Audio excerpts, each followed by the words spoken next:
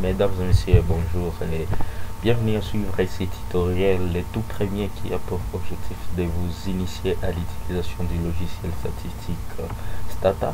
En fait, Stata, c'est un logiciel très complet et très puissant qui vous donne la possibilité d'analyser des données, d'analyser une grande quantité de données, mais aussi ça vous donne une multitude de modèles économétriques. C'est un logiciel qui est beaucoup plus utilisé dans les analyses économiques, mais aussi c'est de la médecine l'utilise dans les analyses biométriques et c'est de la psychologie peuvent l'utiliser dans certaines analyses psychométriques.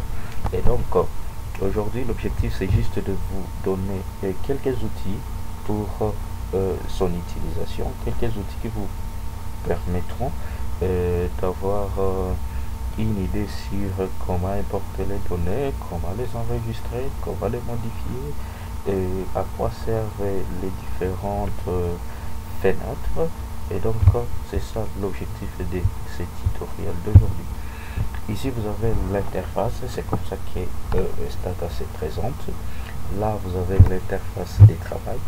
Ici, vous avez les reviews, ça c'est pour vous répertorier les commandes que vous avez déjà utilisées dans vos analyses. Et donc, chaque fois que vous tapez une commande, ça c'est la zone des commandes, chaque fois que vous tapez une commande ici pour une opération quelconque, la commande s'enregistre là-bas. Comme vous voyez, moi j'ai utilisé avant, avant que je commence à enregistrer ce tutoriel. Voici les commandes que j'avais déjà tapées et ça s'affiche là-bas.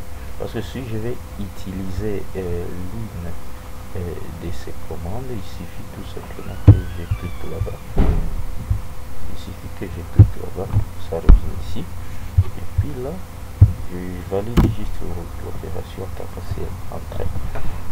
Et là, j'ai déjà la commande qui. J'ai déjà le changement qui s'est déjà effectué dans ma base de données. Mais ne sautons pas d'étape, mais commençons d'abord par les fenêtres.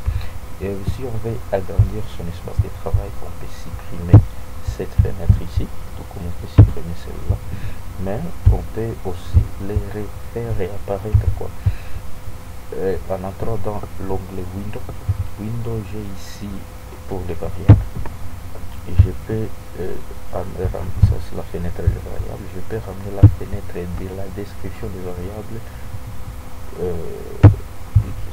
Ça me donne la description des variables, les propriétés, et ça je vais ramener la fenêtre des commandes pour visualiser les commandes qu'on a déjà tapées. Le plus important de tout ça, c'est de savoir d'abord importer les données. Comment importer les données dans Stata? Il y a des possibilités. On peut avoir une base de données qui est préenregistrée sous format Stata, ou bien une base de données qui est enregistrée sous format Excel. Commençons par celui du format Excel. Pour le porter, on entre dans File, on descend jusqu'à Import, Excel Spreadsheet, cliquez là-bas. Ici, vous cliquez sur Browser, ça vous permet d'aller chercher la base de données sur votre ordinateur. Et là, vous cherchez l'emplacement de votre base de données. Ça peut être au bureau, ça peut être dans mes disques locaux.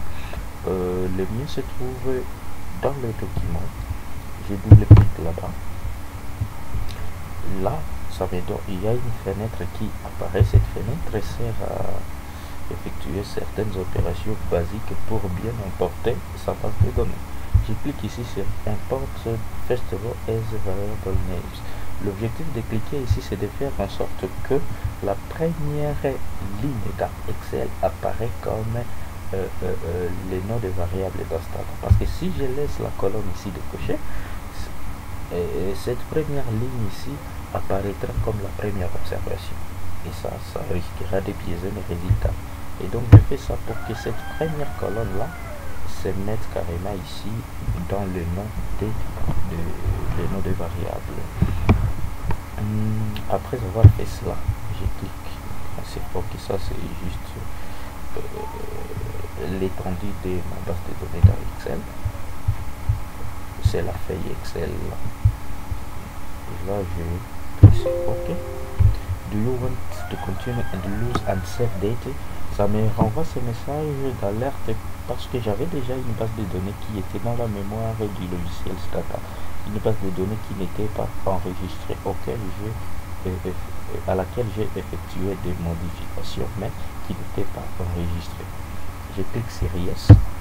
Là, la base de données est déjà enregistrée. Après ici, qu'est-ce que je dois faire? Je vais déjà manipuler ma base de données. Pour visualiser la base de données, on a ces deux onglets. Ces deux onglets ici. J'ai celui-ci et celui-ci. Tous sont Data Editor. Data Editor, ça c'est pour modifier la base de données manuellement. Ça c'est juste pour visualiser. On commence d'abord par la visualisation. Là, j'ai la base de données. Si je clique sur, par exemple, une observation quelconque, ça ne peut pas se modifier étant donné que cette fenêtre ne donne pas cette possibilité-là. Ça, c'est juste pour visualiser. Je peux déplacer mon curseur à gauche ou à droite, ça dépend. Cependant, si je clique, par exemple, je prends ici, je clique ici, vous voyez, ça ne me donne pas la possibilité de modifier parce que ce n'est pas permis. Il faut que je rentre maintenant dans sur mon espace de travail. Ici, je clique sur le premier, sur celui-ci. Celui-ci me donne par contre la possibilité de modifier. Request to change mode. Je dois passer dans le mode de visualisation en mode d'édition. Ici, par exemple, je prends CD. Je peux le remplacer par 3 manuellement. Et je valide. En validant, si je rentre sur l'espace de travail, il y a une commande qui est là-bas. Replace key 5, key 5, égale 3, in 10, dans la case. Donc ici, ça me dit que pour la variable key 5, 1, j'ai remplacé 3. J'ai remplacé la valeur qui était là avant par 3. Donc là, sur la ligne 10, sur la ligne 10, et donc c'est un changement qui s'est effectué et la commande c'est uniquement rajouter là-bas. En fait, ça me donne aussi la possibilité, le logiciel me donne aussi la possibilité d'effectuer des changements dans la base de données, ça pour autant pouvoir passer par les data editors qu'il y a ici.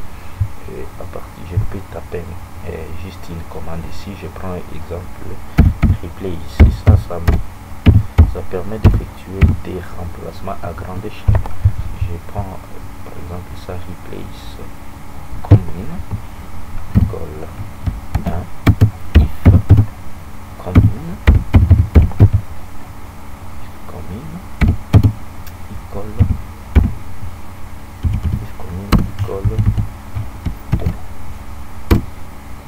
là j'ai 51 observations qui ont changé. Ces 51 observations avaient été encodées par 1, je les change en 2. Donc ici ça me donne toutes les observations qui étaient encodées par 1 prennent la valeur T, et ça c'est automatique. Et donc maintenant, pour enregistrer, pour sauvegarder les commandes que j'ai déjà utilisées, il me suffit juste de les sélectionner et puis de les copier, d'aller dans les do files ici. Les do files, on peut l'ouvrir à partir d'ici Windows, do file editor, ou bien on peut l'ouvrir juste à partir de cette icône ici. Je l'ouvre là-bas et puis je colle. Et là, je peux l'enregistrer. On choisit l'emplacement, on met le nom,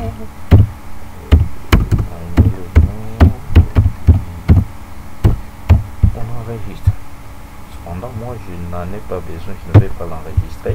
Et là, je ferme juste les deux. Donc, je ferme. Je crois que là, on a terminé les opérations par rapport à l'importation de la base de données Excel. Ici, je vais vous montrer l'importation de la base de données. Non, comment maintenant exporter la base de données d'un stat vers Excel. Export Excel spreadsheet. Et donc ici, il faut laisser cette case ici vide si on veut exporter toutes les variables dans la base de données.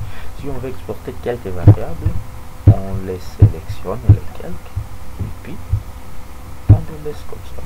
Cependant, moi je vais importer toutes les variables, je laisse ça vide. C'est ce qui est écrit ici, leave empty for all variables. Ici, je peux,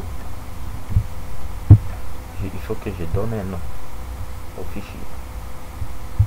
Le document, je mets ici juste base. Ok. Je clique sur enregistrer. Là, j'ai ma base de données. Maintenant, il faut que je coche cette case ici, celle-ci. Save variable names to first row in Excel. Ici. Parce que si je ne coche pas ça, ça va importer uniquement les données sans les noms de variables. Cependant, ça me permet aussi d'avoir les noms des variables dans la première ligne de Excel. Output numeric value. Bon, je clique sur OK. J'ai là ma base de données déjà là-bas. Ça me donne user document, document. Là, j'ai déjà sauvegarder ma base de données sous format Excel, tout comme je peux la sauvegarder sous format data. Je clique tout simplement là, je mets base OK sous format data. Là, je l'ai exporté sous format data aussi. Maintenant, pour importer, là on a fini. Là, je vous ai montré d'abord comment utiliser une base de données Excel dans Stata. Je l'ai exporté. J'ai commencé par exporter une base de données Excel en Stata. Maintenant, je vais vous montrer comment exporter une base de données Stata dans Excel. Pour exporter une base de données Stata dans pour exporter une base de données Stata. Donc pour ouvrir une base de données Stata, là on clique uniquement ici. Je prends celui-ci. Il est déjà là. Il est déjà là. La base de données est déjà là. Je peux la visualiser. Je peux la modifier. Je peux faire toutes les autres opérations que je vous ai montré bien avant. Juste pour ces onglets ici, file, vous trouvez pour sauvegarder, importer, exporter, éditeur. Ici c'est juste pour copier-coller et séparer. Data, ça vous permet de modifier et de combiner des bases de données. Ici c'est encore graphique, ça c'est pour les graphiques, ça c'est pour les statistiques. Vous avez ici les statistiques descriptives, les tables et les tests. Ici vous avez quelques modèles, encore. Ici c'est ici vous avez aussi les data graphiques, statistiques et les menus. Je vous avais déjà montré tout ça. Et ça c'est le view. Bon, je crois qu'on vous a déjà montré tout ce qui est important pour importer les données et commencer à faire les premières analyses. L'objectif d'aujourd'hui c'était juste pour vous montrer une petite idée, de vous donner une petite idée par rapport à l'utilisation, importation des données, modification des données, la gestion de la base des données, mais aussi le rôle des différents onglets, des différentes fenêtres. Et donc je crois qu'on en a fini avec le tutoriel d'aujourd'hui et je reste convaincu que ça vous sera d'une utilité pour ceux qui sont encore débutants. Pour les pour les initiations, ces tutoriels peuvent vous aider pour une première utilisation. Cependant, pour ceux qui ont déjà une certaine expérience dans l'utilisation, je crois que c'est les tutoriels, les prochains tutoriels qui vont qui vous seront d'une grande utilité.